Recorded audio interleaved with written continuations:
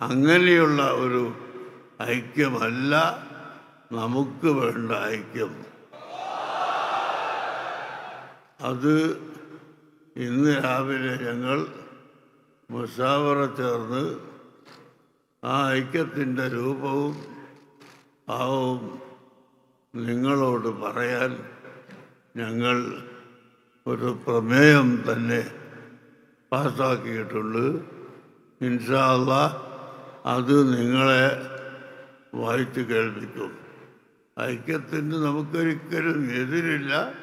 പക്ഷേ ഐക്യമുള്ളപ്പോൾ ഐക്യസംഘം രൂപീകരിച്ച് അനൈക്യമുണ്ടാക്കിയ ആ കാലഘട്ടത്തിൽ ജീവിക്കുന്ന ഒരു മനുഷ്യനും ഇവിടെ ഇപ്പോൾ ഹയാത്തിൽ ഇല്ലെന്നാണ് നമ്മുടെ അറിവ്. അങ്ങനെ അനൈക്യമില്ലാത്ത സമയത്ത് ഐക്യം എന്ന പേര് പറഞ്ഞ് അനൈക്യമുണ്ടാക്കുകയാണ് ആ കാലഘട്ടത്തിൽ ചെയ്തത്.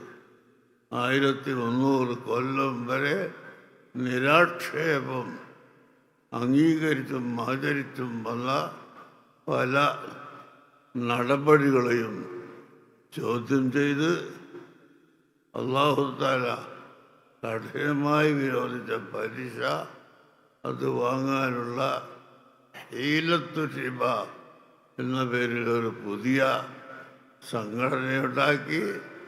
ചുരുക്കി പറഞ്ഞാൽ നേരത്തെ ഉണ്ടായിരുന്ന ഐക്യവും ഒറ്റക്കെട്ടായ ജീവിതവും തകർക്കുന്ന ഒരു അനൈക്യ പ്രവർത്തനമായിരുന്നു ഐക്യം എന്ന പേരിൽ ഇവിടെ നടന്നത്.